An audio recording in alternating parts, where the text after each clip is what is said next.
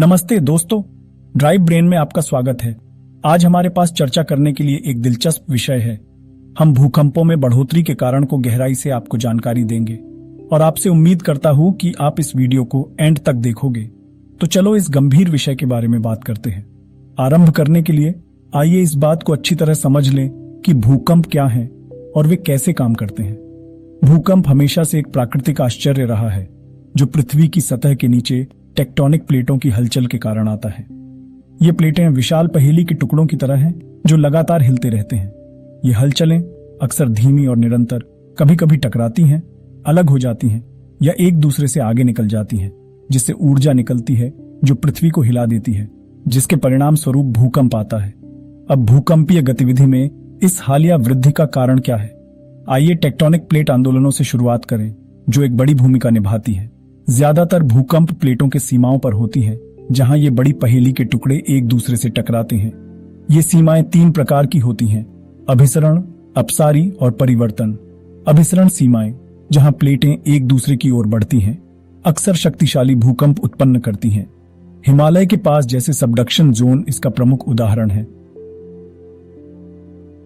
अपसारी सीमाएं, जहां प्लेटें एक दूसरे से अलग होती हैं, कम तीव्र भूकंप पैदा करती हैं, लेकिन फिर भी भूकंपीय गतिविधि में योगदान करती हैं। परिवर्तनशील सीमाएं, जहां प्लेट्स एक दूसरे के साथ हॉरिजॉन्टली स्लाइड करते हैं, के परिणाम स्वरूप अचानक ऊर्जा रिलीज हो सकती है और भूकंप आ सकते हैं। तो इसका भूकंपों में वृद्धि से क्या संबंध है? देखिए, टेक्टोनिक प्लेट की गतियों में बदलाव, प्लेट की गति में परिवर्तन और एक से अधिक प्लेट सीमाओं के बीच के संपर्क से भूकंपों की गतिविधि की संख्या और तीव्रता पर प्रभाव पड़ सकता है।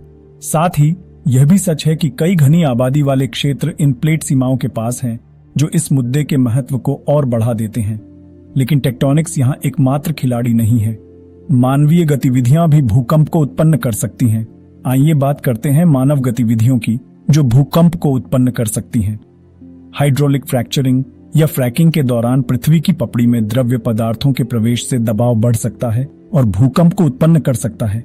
अपशिष्ट जल के भूचक्रीकरण के दौरान जल स्रोत द्रव्य को पृथ्वी के नीचे डालना, जो अक्सर औद्योगिक प्रक्रियाओं से जुड़ा होता है, भूमि के स्थान के दबाव को बदल सकता है और भूकंप उत्पन्न कर सकता है।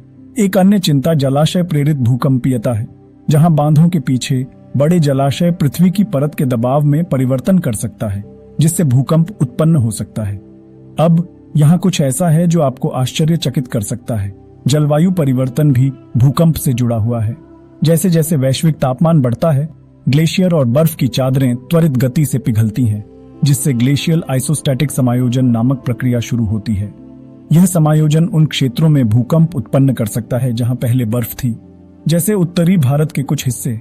जलवायु परिवर्तन के कारण समुद्र का स्तर बढ़ने से समुद्री परत पर वजन भी बढ़ सकता है, जो संभावित रूप से तटीय क्षेत्रों में भूकंपीय गतिविधि को प्रभावित कर सकता है। तो सभी बातों का सार यह है कि दुनिया भर में भूकंपों में वृद्धि एक जटिल मुद्दा है।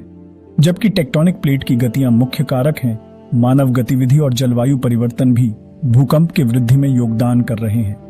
इस घटना को सही मायने में समझने के लिए अनुसंधान और अंतर्राष्ट्रीय सहयोग जरूरी है। ये एक आकर्षक भूमंडलीय विज्ञान की दुनिया है, जिसका हमारे पृथ्वी के भविष्य पर गहरा प्रभाव होता है। तो आज के एपिसोड के लिए बस इतना ही। उम्मीद है आपको भूकंपों में वृद्धि के संबंध में यह अन्वेषण ज्ञानवर्धक लगा होगा। अगर आपको ये वीडियो पसंद आया तो इस वीडियो को लाइक करें और हमारे चैनल को सब्सक्राइब करें। और आपसे यह उम्मीद करता हूं कि आप अपनी राय कमेंट बॉक्स में जरूर दें। हम अगले वीडियो में मिलते हैं। शुक्रिया।